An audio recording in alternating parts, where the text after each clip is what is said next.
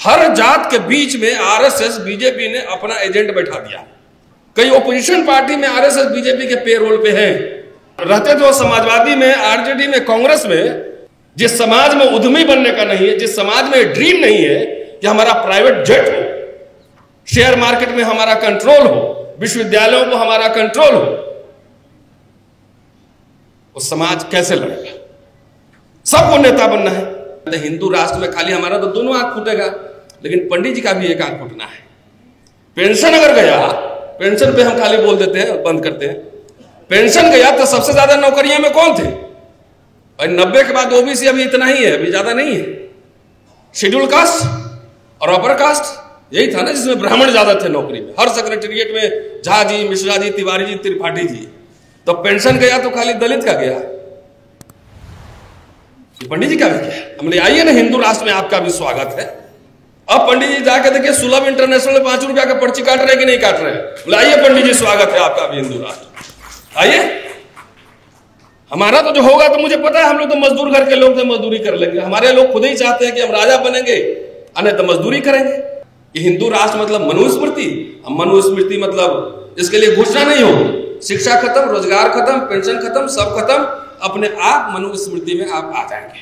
महिला सशक्तिकरण की बात हो रही थी, हम लोग आए थे उस समय, तब मनुस्मृति मुसलमान महिला के बारे में लिखा है कि ईसाई महिला के बारे में लिखा है? वो हिंदू महिला के बारे में लिखा हुआ है कि हिंदू राष्ट्र बनेगा तो उसमें को किसको किसको क्या मिलने वाला है। बहरहाल लोकसभा चुनाव 2024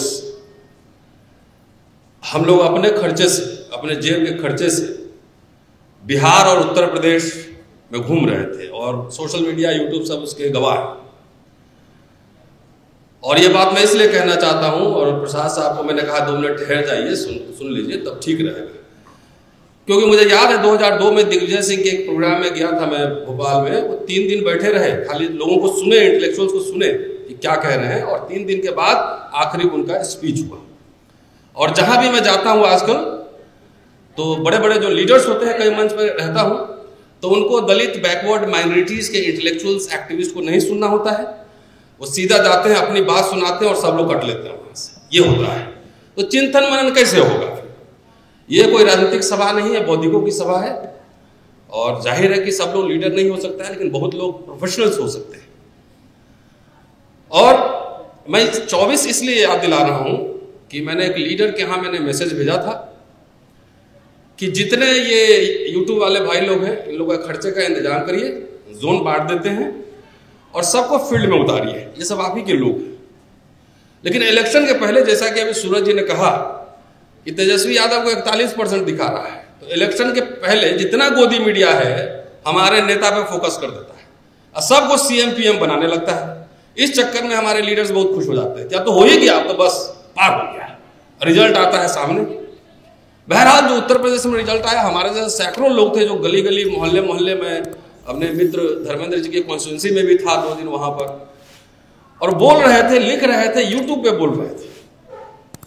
सिर्फ ये कहना है कि आप अपने लीडर्स को कहिए कि मैंने ये कहा था कि अगर सोशल ऑर्गेनाइजेशन, जैसे ये organisation, social media, social activist और जितने इस तरह के इंटेलेक्चुअल्स काम कर रहे हैं, अगर इन सब का कोऑर्डिनेशन बन गया रहता तो आपकी सरकार उसी समय बनने जा रही थी, उसी समय बनने जा रही थी। और कई बड़े लीडर से मिला, नाम यहां लेना ठीक नहीं है। मेरे साथ 25 स्कॉलर्स, इंटेलेक्चुअल्स, जर्नलिस्ट सब मिले, कई शहर में मीटिंग हुई कि एक सिस्टम बनाइए, information is power, knowledge is power. आप क्या मंच पे बोलेंगे, कहां आप बेंगलोर में क्या बोल रहे हैं, पटना में क्या बोल रहे हैं, लखनऊ में क्या बोल रहे हैं, हर जगह के मिजाज के हिसाब से कुछ भाषण तैयार होते हैं, एक ही रिपीट नहीं होता है, एक बेसिक बात तो रहता है। तो इसलिए चूंकि लीडर्स यहां बैठे हुए हैं, तो अपनी बात हमें कहनी है कि चिंतन मनन, वर्कशॉप, डिस्कशन, डिबेट, अंबेडकरवादी राजनीति से अंबेडकर गायब है, उस पर कोई बहस नहीं हो रही। समाजवादी राजनीति से समाजवाद गायब है, न लोहिया पे बात हो रही है, न किसी और पे बात हो रही है, न मार्क्स पे बात हो रही है, न लेनिन पे बात हो रही है। कोई आइडियोलॉजिकल डिबेट नहीं है, सिर्फ कॉर्पोरेट क्या कंट्रोल करेगा इस देश को। सवाल ये, मैं 8 तारीख को बिहार में था और 9 तारीख को लखनऊ में था। और आप सरप्राइज होंगे कि जो पार्टी सत्ता में है उनके लोग ज्यादा एक्टिव है, सड़क पे है। लखनऊ विश्वविद्यालय से बाहर निकला मैं तो वहां पे देखा वो संतरा झंडा लिए हुए पूरा एक रैली निकल रहा है, चाहे 10 तरह के उनके फोरम हो, 1000 उनके फोरम ऑर्गेनाइजेशन है, और सबके पीछे एक कॉमन एजेंडा रहता है। जैसे अभी बाबा लोग लैंड कर गए हैं बिहार में, लेकिन ऑपोजिशन पार्टी को काउंटर करने के लिए कोई स्ट्रेटजी है? हमारे जैसे लोग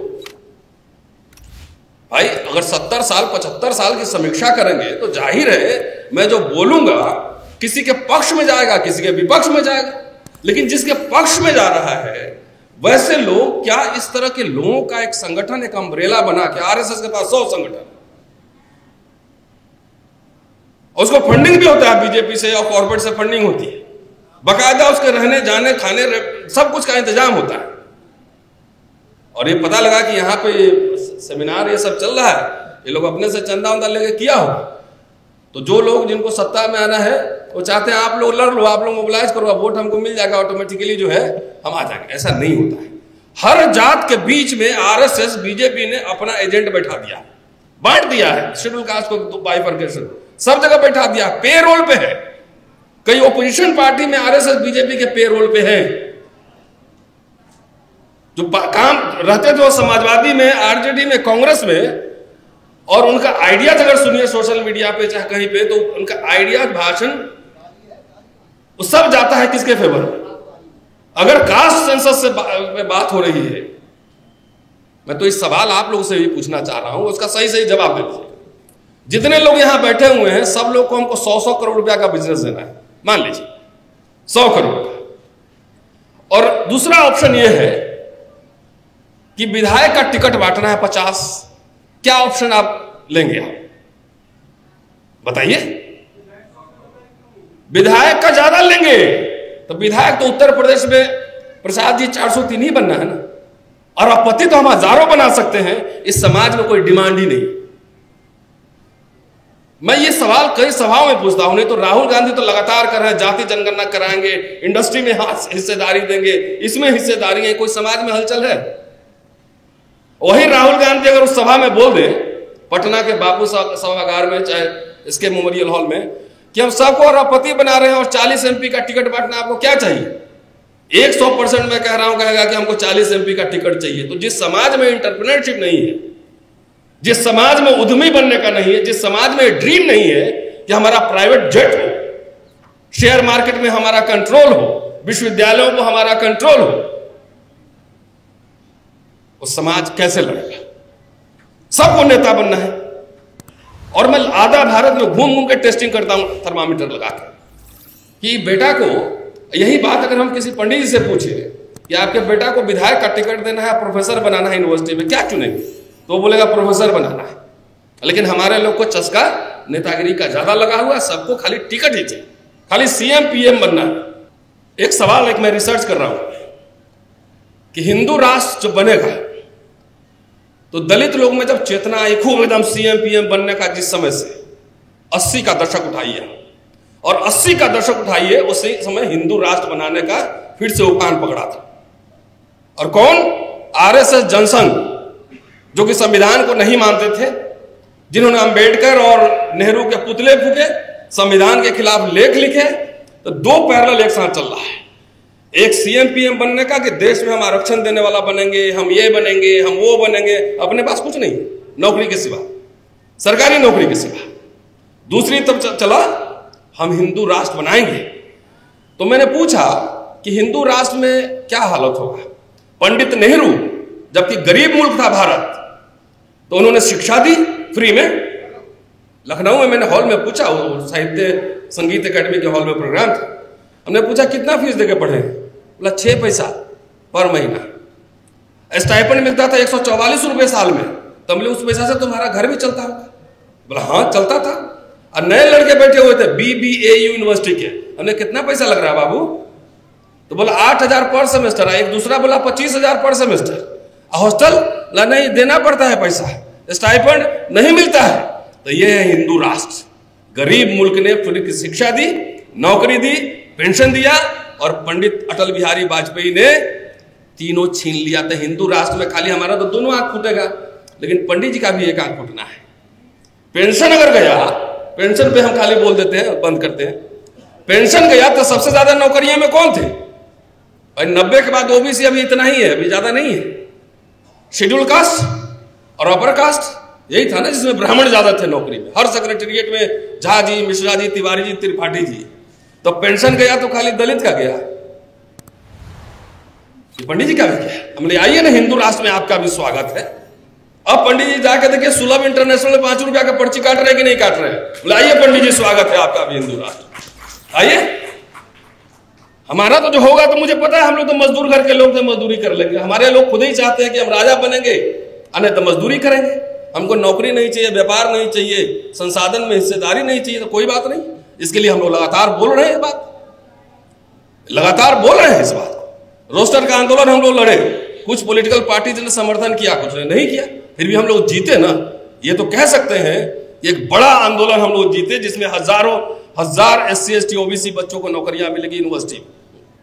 तो सवाल ये है कि ये हलचल पहले तो हम लोग देखते थे कि रामलीला ग्राउंड रैली से भरा हुआ है, लखनऊ का पार्क रैली से भरा हुआ है, पटना गांधी मैदान भरा हुआ है।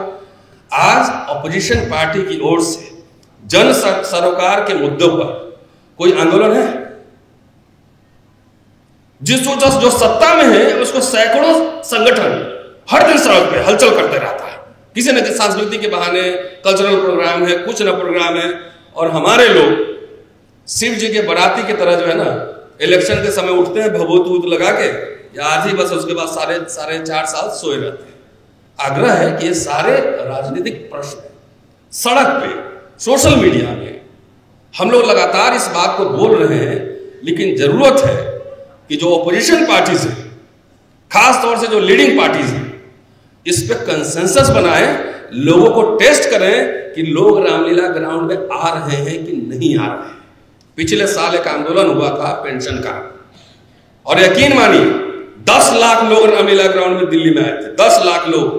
आप लोगों का टेस्टिंग ही नहीं कर रहे हैं, टेस्टिंग नहीं हो रहा है। तब तक RSS बीजेपी जाके आपके जात जात में घर घर में बांट दिया है। कुछ को पेरोल पे रखा है, किसी को कुछ सपना दिखा रहा है। लेकिन मुझे पता है कि हिंदू राष्ट्र मतलब मनुस्मृति, मनुस्मृति मतलब इसके लिए घोषणा नहीं होगी। शिक्षा खत्म, रोजगार खत्म, पेंशन खत्म, सब खत्म, अपने आप मनुस्मृति में आप आ जाएंगे। महिला सशक्तिकरण की बात हो रही थी, हम लोग आए थे उस समय, तब मनुस्मृति मुसलमान महिला के बारे में लिखा है कि ईसाई महिला के बारे में लिखा है? वो हिंदू महिला के बारे में लिखा हुआ है। तो आप लोग अगर ऐसे लोगों को कि जो कि आपको उसी युग में ले जाना चाहते हैं और उसकी अगर पालकी ढो रहे हैं, मैंने यही शपथ दिलवाई थी कि बाप भी खड़ा हो, भाई भी खड़ा हो, याद होगा यादव जी, बीजेपी RSS से 1 लाख खर्चा करके मैं जाऊंगा प्रचार करने, हरवाऊंगा उसको। ये कमिटमेंट है। आपके बेटा को RSS बीजेपी टिकट दे देगा, आप ही में से बैठे जाके चुपके से उसका प्रचार करेंगे।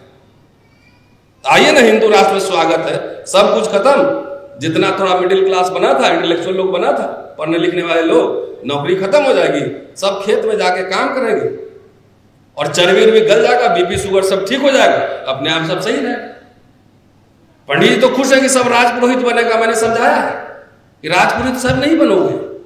अगर सरकारी नौकरी खत्म हुई, एयर इंडिया प्राइवेटाइज हुआ, तो जहां 1 लाख मिल रहा था, अब जाके पूछो प्राइवेट में तुम्हारे बच्चों को कितना मिल रहा है? 30,000 रुपया पे काम कर रहा है। प्राइवेट सिक्योरिटी वाला 15,000 पे काम कर रहा है। तो सारे सवर्ण है। आइए हमारे यूनिवर्सिटी में दिखाते हैं। तो आइए ना, हिंदू राष्ट्र में आपका भी स्वागत है पंडित जी, अच्छा लगेगा आपको भी। सारे रास्ते जा रहे हैं सीधे कॉर्पोरेट के पास, अडानी अंबानी के पास, और आज न कल उनके खिलाफ लाइन ड्रॉ करना पड़ेगा। क्या हम सोशलिज्म, सेकुलरिज्म, इंडियन रिपब्लिक में बिलीव करते हैं कि नहीं करते हैं, ये हमें तय करना पड़ेगा। शुक्रिया, थैंक यू।